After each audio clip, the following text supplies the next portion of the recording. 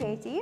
I live in Kilfynydd, and for the last 5 years I've run a young family focused project called Little Lounge.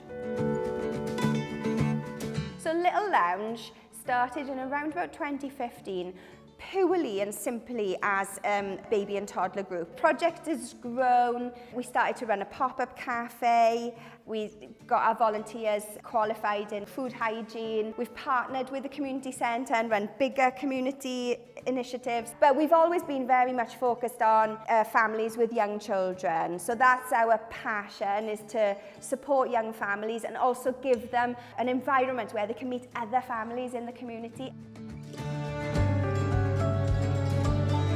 I'm really grateful of Little Lounge to be able to make new friends, and it was really good as well for my little one to socialise with like other children and get involved in activities that were local to us. So we already have a lot of kind of hats that we wear in the community, but that also means that we've got loads of partnerships across Pontypridd and RCT.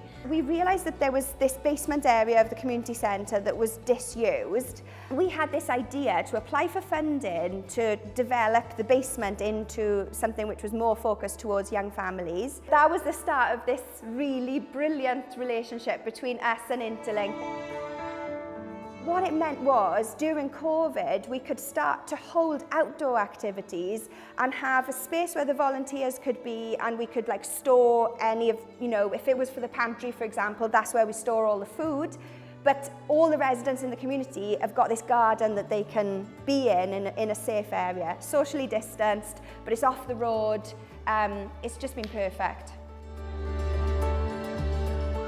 In a really bizarre way, COVID has actually made Little Lounge expand its reach into the community. But then during lockdown, the pantry project kind of emerged. We started asking for donations of plants and vegetable seedlings, and that became a real community exchange kind of thing, where people would bring what they didn't need and then we'd plant it in the garden, and then we'd hold these little sessions for young kids where they could come and pick. A couple of months later they were picking beans and onions and things that we'd grown in the garden. I mean, in these times of lockdown as well, for us it's been super useful to have things like access to the flour and the bread. We've had a fellow who's just been shielding, came along, and that was his first, exploration back into the real world. And we had a good natter with him one week, and that was just really good, just to have that time in a space that was safe for them, comfortable for them. So it's just a really good way of enhancing inclusivity in the community.